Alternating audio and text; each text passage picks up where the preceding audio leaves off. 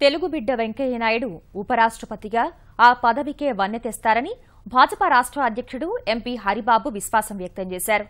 వెంకయ్య నాయుడి బాల్యమిత్రుడిగా దశాబ్దాల స్నేహబంధం కలిగిన హరిబాబుతో ఢిల్లీ నుంచి మా ప్రతినిధి అరుణ్ ముఖాముఖి ఇప్పుడు.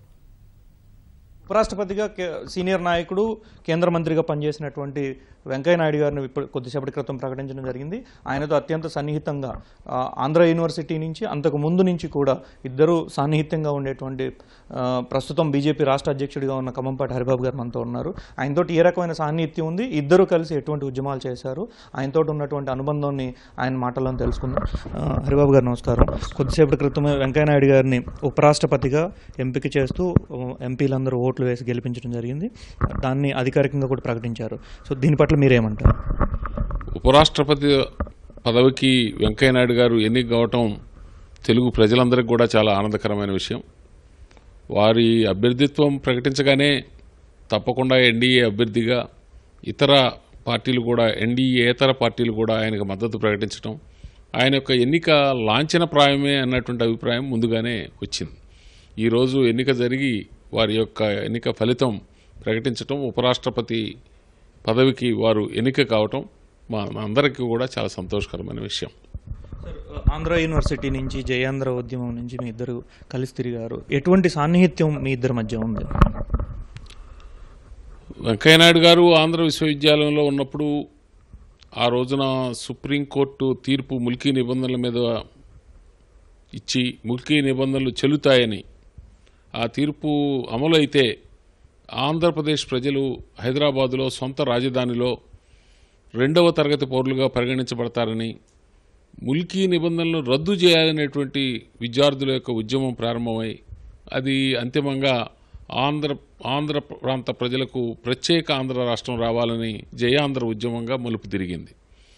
ఆ ఉద్యమంలో ఆ రోజున విద్యార్థి నాయకులుగా తిన్నేటి విశ్వనాథం, గౌతులచ్చన గారి నాయకత్వంలో రాష్ట్రమంతటా పర్యటించి ప్రత్యేక ఆంధ్ర ఉద్యమానికి నాయకత్వం వహించి విశ్వవిద్యాలయ విద్యార్థుల సంఘం తరఫున రాష్ట్రమంతా ఉద్యమాన్ని నిర్వహించడం యొక్క అనుభవం వెంకయ్య నాయుడు గారికి, వారితో పాటు ఆ ఉద్యమంలో పాల్గొనే అవకాశం మా అందరికి కూడా లభించింది. అత్యవసర పరిస్థితి కాలంలో వెంకయ్య నాయుడు గారు 17 నెలల పాటు జైల్లో ఉన్నారు.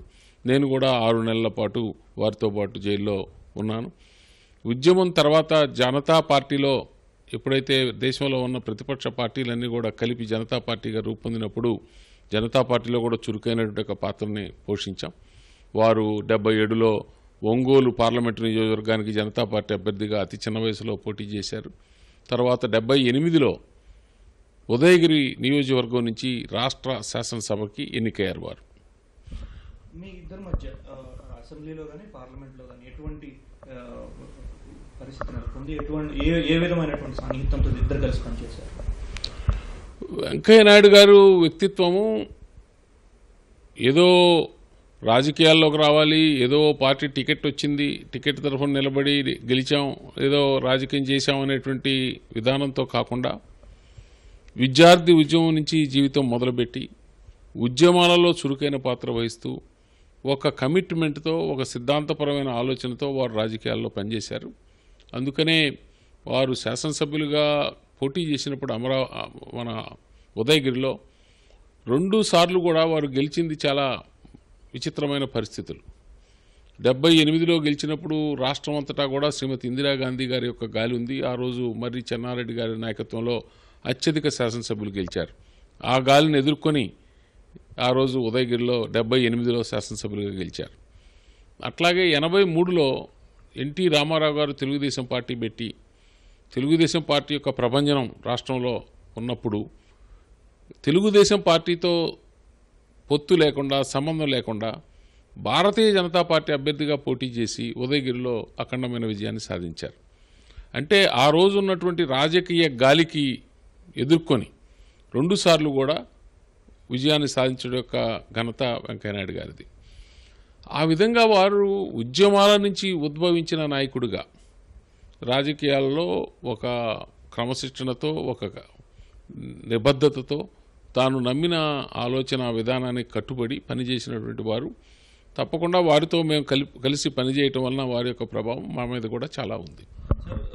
సీనియర్ నాయకుడిగా ఆంధ్రప్రదేశ్ రాష్ట్రానికి అనేక ప్రాజెక్టులు రావడానికి కారకుడైనటువంటి వెంకయ్యనాయుడు గారు ఈరోజు మంత్రిమండలికి అదేవిధంగా ప్రజా జీవితానికి నేరుగా ప్రత్యక్ష రాజకీయాల్లో ఉండేటువంటి పరిస్థితి ఈ రోజు నుంచి లేకుండా పోతుంది. సో దీన్ని ఏ విధంగా భావిస్తారు మీరు? ఇది ఒక కొత్త రకమైన అనుభవం. ఎందుకంటే వెంకయ్యనాయుడు గారికి అలవాటు ఏమిటంటే ఏ రాజకీయ సంఘటన జరిగినా లేకపోతే రాజకీయ ప్రత్యర్థి ఒక రాజకీయమైనటువంటి వ్యాఖ్య చేసినా దానికి తనదైన రీతిలో సమాధానం చెప్పేటువంటి ఒక అలవాటు, క్విక్ రెస్పాన్స్ ఇచ్చేటువంటి ఒక అలవాటు వారికి ఉంది. కాబట్టి వాళ్ళ ఉపరాష్ట్రపతి పదవిలో రాజ్యాంగబద్ధమైనటువంటి ఒక వ్యవస్థలో వారు భాగమై ఇవాళ అటువంటి రాజకీయ వ్యాఖ్యలు సమాధానాలు చెప్పే అవకాశం ఉండదు.